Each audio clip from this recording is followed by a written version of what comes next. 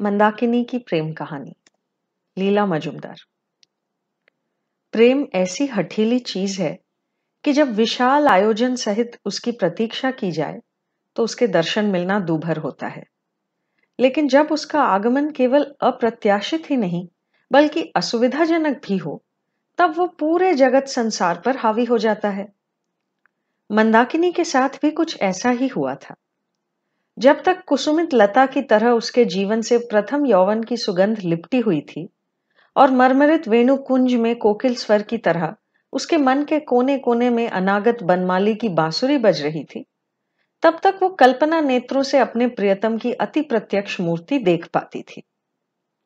लंबा गौर वर्ण शरीर, भंवरों जैसे काले घुंघराले बाल, शिव धनुष को मात देने वाली भौहें, अधरोष्ठ पर कोमल कठिन अद्भुत समावेश, वक्र ग्रीवा, बांसुरी जैसी नासिका की दाहिनी ओर नीचे की तरफ दुनिया भुला देने वाला एक छोटा काला तिल, दाढ़ी मूछें मुंडी हुई, कंठ स्वर कभी वज्र निर्घोष कर उठे तो कभी कलनाद करती स्रोतस्विनी की याद दिलाए। परिधान के लिए कभी सफेद धोती और चादर तो कभी सुव्यवस्थित ग्रे रंग का पाश्चात्य वेश शोभा दे। यह अद्भुत व्यक्ति मानस लोक में या तो चांदनी रात में निर्जन वेणु कुंज में या फिर बारिश की शाम को बैठक घर के हल्के दीपालोक में मंदाकिनी के कानों में कितने ही रोमांचक मधु शब्द बरसाता, इसका कोई लेखा जोखा नहीं। आखिरकार एक दिन मंदाकिनी का थरथराता हुआ बायां हाथ धीरे धीरे अपने करकमलों में लेकर नीले मखमल का छोटा बक्स खोलकर एक तारों सी दमकती हीरे की अंगूठी पहना दी और मंदाकिनी के रक्तिम अधर पर। इससे आगे की कल्पना करने की क्षमता मंदाकिनी में नहीं थी। वैसे भी वो इतने में ही ऐसी सिहर उठती कि उस रात उसकी आंख ही न लगती। लाजमी है कि इस पूरी रोमांचक घटनावली के दौरान मंदाकिनी सुनहरे पल्लू वाली सुयोग्य नीली साड़ी में लिपटी होती। पर दुख की बात तो ये थी कि जिसका रूप ऐसा सुप्रकाश था, वो शख्स हमेशा ही मंदाकिनी के अधीर नेत्रों को धोखा देता रहा। कितनी ही बारिश में भीगी शामें, कितनी ही चांदनी रातें बेकार बीतती गईं, इसका कोई हिसाब नहीं। फिर अंत में तो मंदाकिनी अपने दुर्लभ आदर्श को थोड़ा बहुत सुगम करने की दुराशा से उसे काफी घटा भी चुकी थी। उसके ऐसे सुगठित देह की लंबाई को 2-4 इंच छांटकर, उसकी उज्जवल गौर कांति में जरा सा श्याम का स्पर्श लगाकर, उसकी दाढ़ी को अंततः नामंजूर कर, क्योंकि कौन नहीं जानता कि भक्ति के क्षेत्र में चाहे जो हो जाए पर प्रेम के क्षेत्र में दाढ़ी बिल्कुल नहीं चल सकती।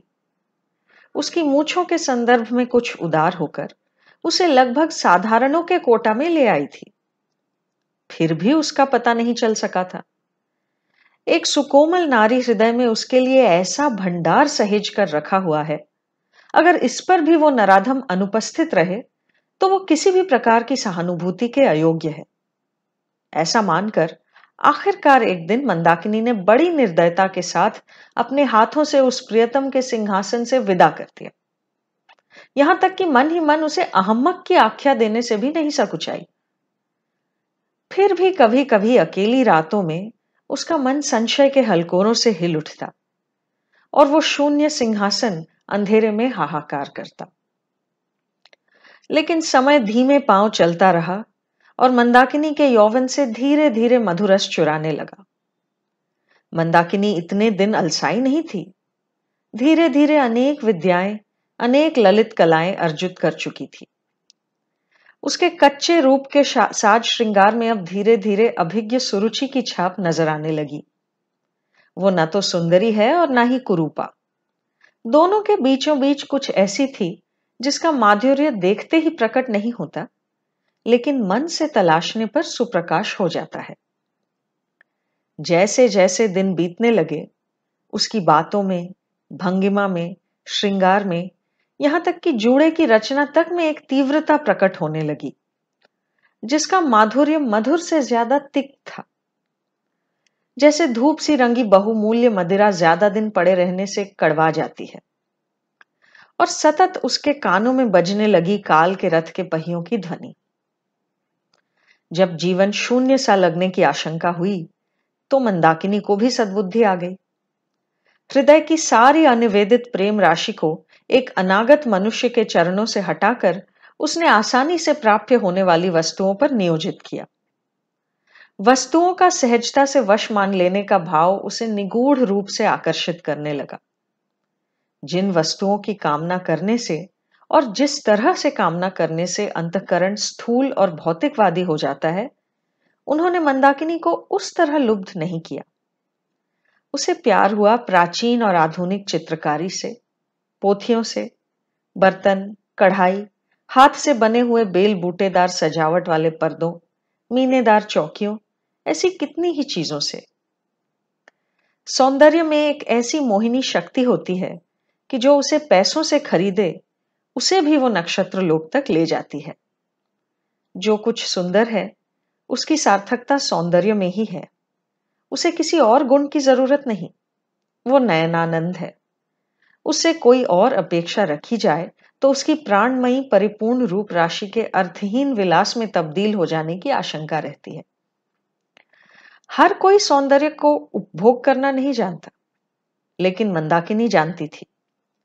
तभी तो उसका बार बार निराश हो चुका हृदय रेगिस्तान बनने के बजाय नए नए रसों के स्रोत आविष्कार करता रहा। सौंदर्य के उपासक को जिस अनंत अवसर और भरपूर धन की जरूरत होती है, मंदाकिनी के पीछे पड़े दुष्ट शनि ने एक दिन वो सब भी छीन लिया।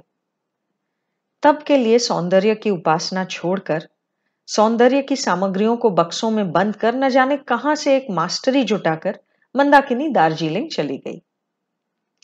दार्जिलिंग में ठीक ठाक बस जाने के बाद मंदाकिनी ने चारों तरफ हिमालय की गोद में रोडोडेंड्रॉन के पेड़ों को देखा, लेकिन उनमें से एक की भी उत्थापित शाखाओं पर लगे पुष्पगुच्छ हाथ आने वाले नहीं थे। पहाड़ों के किनारों पर झाऊ के पेड़ों की श्रेणियां थीं, लेकिन उनकी दीर्घ क्षीण छायाएं किसी अगम्य राज्य में पड़ती थीं। नीचे की वादी में सफेद बादलों का घेरा था, जहां पहुंचना असंभव था। एक दिशा धूप में नहाती हुई, जिसे देखने पर मन पिघलकर पानी हो जाता। दूसरी दिशा कोहरे में लिपटी हुई, जिसे देखकर मन जमकर बर्फ बन जाता। लेकिन यह सौंदर्य अवैयक्तिक था। इसे मंदाकिनी की उस जयपुरी चौकी की तरह थामा नहीं जा सकता था, बल्कि इसे ज्यादा देर तक देखने पर मन में एक निष्काम बौद्ध भाव का संचार होता। ठीक इसी समय जब संसार मंदाकिनी के लिए महत्वहीन बनता जा रहा था, तभी उसने एक म्लान गोधूली की रोशनी में डॉक्टर चैटर्जी के छोटे से घर का आविष्कार किया। पहाड़ के तन पर थोड़ी सी संकीर्ण जमीन के ऊपर, सच पूछें तो जरा सा शून्य में स्थित, लोहे और ईंट लकड़ी पर बड़े खतरनाक तरीके से धरे हुए, बड़ी जद्दोजहद से गुरुत्वाकर्षण के खिलाफ गवाही देते हुए, किसी तरह वो घर खड़ा खड़ा मंदाकिनी के हृदय पर अपना माया जाल फैला गया। पल भर में उसकी नजरों में दुनिया का रंग बदल गया। उसका मन, जो कि दूर वन के अंतराल पर नजरें टिकाए पंख फैलाए विहंग की तरह उड़ता फिर रहा था, फिर से पंख मोड़कर घर लौट आया। अपनी आंखों से मंदाकिनी ने देखा कई बारिशों के पानी से फीके पड़ चुके, कांच लगे, फीके हरे पर्दों से घिरे उस छोटे दुमंजिले घर को। टूटे कांच की आड़ में मटमैली मनमोहिनी लकड़ी की सीढ़ी दिखाई देती थी। पश्चिम के झाऊ के पेड़ दीवारों पर आलंबित छायाएं डाल रहे थे। सामने की पक्की जमीन के किनारे क्रिसैंथेमम और जेरेनियम के पौधे, और उनके कदमों के पास प्रिमरोज और वायलेट। कहीं भी एक फूल नहीं खिला, और शायद कभी खिलने के कोई आसार भी नहीं। आसपास किसी भी शख्स की आवाज नहीं। इस खाली घर ने मंदाकिनी के हृदय पर तुरंत कब्जा जमा लिया। उसने अपनी मास्टरनी नुमा संजीदगी भुलाकर गेट खोलकर अनधिकार प्रवेश किया, और निहायत ही अक्षम्य तरीके से पैरों की उंगलियों के बल खड़ी होकर फटे पर्दों में से अंदर झांक कर देखा कि गद्दियों से सजे प्राचीन और सुंदर असबाबों पर धूल जमी पड़ी थी। फिर उस घर ने उस पर जादू कर दिया। बड़े दिनों बाद वो अपने मीनेदार बर्तनों वगैरह का दुख भूल गई। दिन भर की कार्य व्यस्तता असहनीय मालूम पड़ती। शाम के वक्त वो खुद को उस बदरंग पड़ चुके घर के सामने पाती। दिन से सप्ताह और सप्ताह से महीना हो गया। मंदाकिनी मन ही मन उस घर को धोकर चमका चुकी, पुराने हरे पर्दों को धोबी के पास भेजकर नए घने गुलाबी पर्दे लगा चुकी, प्राचीन असबाबों पर से धूल पोंछ डाली, बगीचे को साफ सुथरा करके वहां बड़े जतन से फूल खिलाए, यहां तक कि काली चीनी मिट्टी के चपटे फूलदान तक में फूल सजा दिए। अचानक एक दिन मंदाकिनी मन ही मन एक बेपरवाही का काम कर बैठी। एक सुंदर सी मनगढ़ंत बिजली की बत्ती खरीद बैठी और वो कहां अच्छा लगेगा ये सोच सोच कर परेशान हो उठी। मन बनाने के इरादे से शाम को वहां पहुंचकर गेट खोलते ही जड़वत हो गई, मानो मिट्टी की गुड़िया हो। मैली भूरी पतलून, गर्दन की बटन खोली हुई नीले रंग की शर्ट और काले पशम की गंजी पहना हुआ एक आदमी झंझरी उठाए मरी हुई क्यारियों को पानी दे रहा था। उसके होठों की दाहिनी तरफ प्राचीन पाइप था और उसे देखकर साफ पता चलता था कि 3 दिन से गालों की हजामत नहीं हुई। रसोई की खुली खिड़की में से अशुद्ध तेल की बास आ रही थी। उस व्यक्ति ने मुंह से पाइप निकालते हुए, झंझरी नीचे रखते हुए हैरानी से देखा कि गेट पर हाथ रखे एक 30 बरस की सांवली औरत वेतस लता की तरह कांप रही थी। उसे विपन्न समझकर पास जाते ही उसने कुछ अप्रतिभ स्वर में कहा, मैं रोज आती हूं। डॉक्टर चैटर्जी ने कहा, ये तो मैं घर और बगीचे की हालत देखकर ही समझ गया था। इस पर मंदाकिनी कुछ नाराज हो गई और झंझरी उठाकर उन्हीं पौधों को फिर से पानी देने लगी जिनको डॉक्टर चैटर्जी पहले ही पानी दे चुके थे। और डॉक्टर चैटर्जी ने बड़े मजे से मुंह में पाइप दबाए पौधे छांटने वाली कैंची उठा ली। इस तरह मंदाकिनी के मन और मंदाकिनी की मनोकामना के बीच एक अंतराल बन गया। डॉक्टर चैटर्जी में आंखों को लुभा लेने वाला ऐसा कोई गुण नहीं था जो कि मन को मोह सके, बल्कि मन मोह लेने की तनिक भी इच्छा उनमें नजर नहीं आई। किसी सुदूर महानगरी की छायादार ख्याति उसके नाम से जुड़ी हुई थी। इस विषय में अदम्य कौतूहल के सिवा मंदाकिनी के मन में कोई भावांतर नहीं हुआ। यौवन काल के सपनों के उस पुराने प्रियतम के इतिवृत्त से मंदाकिनी अवगत नहीं थी। वो धनी है या निर्धन, कोई काम काज करता है या घर बैठता है, ऐसे तुच्छ तथ्यों के बारे में जानने की उसने कभी जरूरत ही महसूस नहीं की। उसने बेहिचक दर्शन मात्र पर उसके गले में वरमाला डाल दी थी। लेकिन डॉक्टर चैटर्जी के बारे में उसके मन में सवालों का कोई अंत न था। 1 महीने के समय, अनंत धीरज धारण और छोटी सी बगिया के संपूर्ण सुधार के बाद मंदाकिनी को पता चला कि वे 40 बरस के थे, अविवाहित थे, धर्म विरोधी थे, लेकिन ईश्वर के अस्तित्व के विषय में थोड़े से संदिग्ध थे। लंबाई 5 फुट 11 इंच, वजन बताने को अनिच्छुक। त्रिया चरित्र के तमाम चालों के उपयोग से मंदाकिनी ने उनसे नए गुलाबी पर्दे खरीदवाए, खिड़की दरवाजों पर हरे और सफेद रंग की परत चढ़ाई, गेट के पास चेरी के कलम लगवाए। इस तरह मंदाकिनी का सपना पुष्प समान खिलने लगा। ऐसे में अचानक एक रोज शाम को मंदाकिनी ने आविष्कार किया कि ईडन में सर्प का प्रवेश हुआ है। कोई एक अति तरुणी खूबसूरती से तनुदेह पर हरे जॉर्जेट की साड़ी लिपटाए, काले घुंघराले बालों को नवीन शैली की चुड़ा में बांधे, डॉक्टर चैटर्जी के कंधे का सहारा लिए होठों को ईषत खोले हुए हिमालय को देख रही थी और उसके सर्वांग से माधुरी छलक रही थी। बस इतना ही। लेकिन मंदाकिनी का हृदय विकल हुआ। तेजी से कदम उठाते हुए वो वहां से लौट चली। उसके मानस नेत्रों के सामने उस लड़की ने इस तरह अपने हरे जॉर्जेट का आंचल फैला दिया कि उससे एक श्यामल अंतराल की रचना हो गई, जिसे भेद कर मंदाकिनी के त्रिषित नेत्र अब उस छोटे से घर और उसके मालिक को देख न सके। अब मंदाकिनी के हृदय में जीवन में पहली बार ईर्ष्या का जन्म हुआ और उसकी हरी आंखों में पूरी दुनिया विषैली हो उठी। जहां कोई हक न हो, वहां निराशा की ज्वाला सबसे तीव्र होती है, क्योंकि उसका कोई प्रतिकार नहीं होता। मंदाकिनी ने खुद को सैकड़ों बार धिक्कारा। उसके पास शिकायत की कोई वजह तो थी नहीं। डॉक्टर चैटर्जी के घर चाहे कोई भी मेहमान आए, उससे मंदाकिनी को क्या? पर फिर भी हिमालय की हिम कुछ झटिका सीधा उसके हृदय में प्रवेश कर गई। उसकी व्यथित दृष्टि को हिमालय की पुंजित रूप राशि में कभी कोई कोमलता दिखाई नहीं देती थी, आज भी नहीं दी। सप्ताह भर के अनुत्तरित आत्मजिरह के बाद मंदाकिनी फिर डॉक्टर चैटर्जी के सामने हाजिर हुई। अब उसे किसी बात की आशंका नहीं थी। उसका मन कवच पहन चुका था। निराशा के गहनतम स्थानों तक जो डूब चुका हो, उसे फिर से रोशनी की किरण नजर आने लगती है। उदासीनता का वो चंद्रलोक शीतल सुंदर होता है। इसलिए मंदाकिनी हिम्मत जुटाए आंखों में त्याग की महिमा के साथ डॉक्टर चैटर्जी के पास उपस्थित हुई। उसने पाया कि खिड़की दरवाजे खोले नहीं गए, फूल के गमलों में पानी नहीं दिया गया। उदास मन पर उद्वेग की काली छाया घिराई। जिसे त्याग किया जा सके, उसकी मंगल कामना करने में तो कोई बुराई नहीं।